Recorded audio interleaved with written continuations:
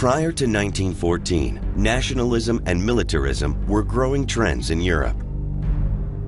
Tensions mounted as nations competed for colonies in Africa and Asia. Fueled by nationalism, the competition threatened to end decades of relative peace. Many countries had formed alliances with one another in case war should arise. On June 28, 1914, the storm broke. Archduke Francis Ferdinand, heir to the throne of Austria-Hungary, and his wife were assassinated while visiting nearby Serbia. After the Archduke's assassination, Austria-Hungary declared war on Serbia. Other nations quickly came to the aid of their allies. As a result, Europe's main powers were aligned into two camps. Germany, Austria-Hungary, and the Ottoman Empire made up the Central Powers.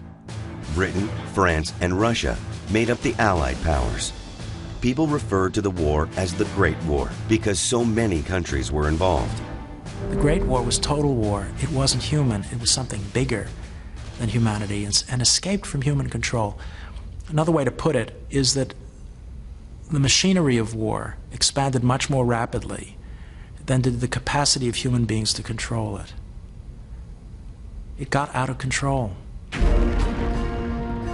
The technology of war had evolved in a deadly way.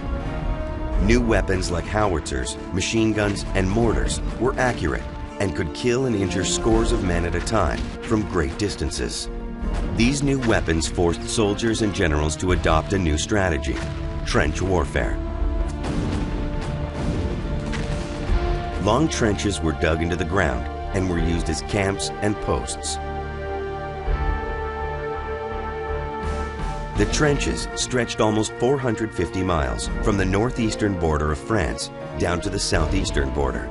Soldiers of the Allies and the Central Powers faced each other in these long opposing defensive lines. The space between the two sets of trenches was called no man's land. This desolate landscape was covered with holes from bombs and shells. When generals ordered an attack, soldiers dashed from their trenches across no man's land. But enemy machine guns and artillery ripped through the attackers' lines.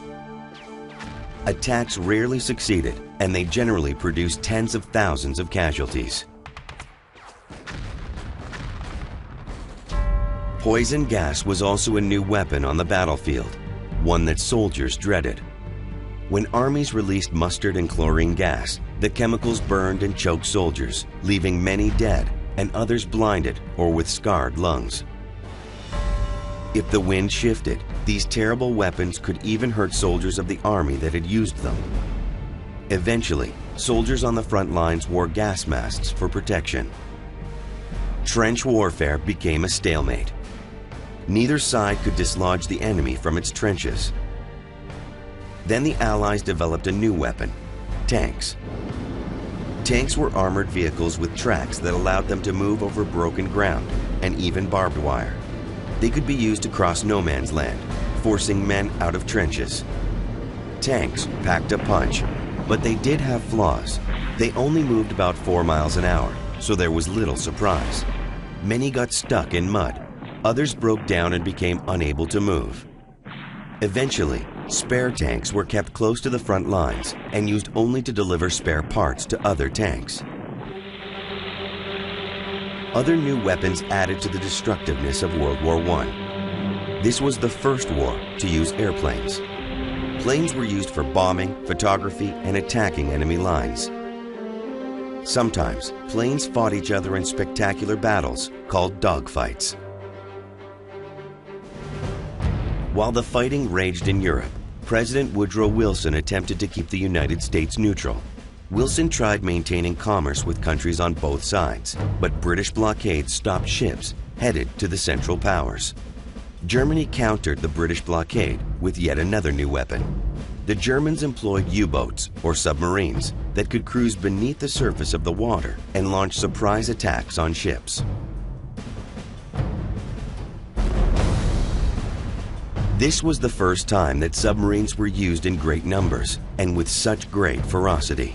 By the end of the war, U-boats had been responsible for sinking 5,000 ships. U-boats attacked any ship thought to be aiding the war effort. On May 7, 1915, a U-boat sunk the British passenger liner Lusitania off the Irish coast. Military supplies were on board, but so were 124 Americans, all of whom lost their lives. Americans were outraged by the attack. Fearing American entry into the war, Germany halted the U-boat attacks. Then in 1917, 2 German actions changed the mind of President Wilson and most Americans. The first was a telegram sent by Arthur Zimmermann, Germany's foreign minister, to the Mexican government. In it, the Germans asked Mexico to attack the United States. In return, Germany promised that Mexico would get back land it had lost in the Mexican-American War. After the British intercepted the telegram, the note was made public, angering many Americans. The second action came when Germany resumed unrestricted submarine warfare. Once again, American merchant ships were at risk for being sunk at sea. Wilson had seen enough. On April 2, 1917, he asked Congress for a declaration of war. Congress quickly agreed. The country jumped into war mode. World War I was a new kind of war, total war. The military was built up, and factories were switched from making consumer goods to producing weapons and other goods needed for the war effort. The Allies were relieved when the first American forces arrived in France in the spring of 1917. The war had been raging for 3 years. Allied soldiers were tired, and their morale was slipping. Fearing the impact of fresh American troops, the Germans mounted a strong new offensive and pushed deep into France. But the German soldiers were tired as well. American soldiers gave the Allies the support they needed to push the Central Powers back to their original position. Allied efforts took their toll on the Central Powers. On November 11, 1918, German officials surrendered to the Allies.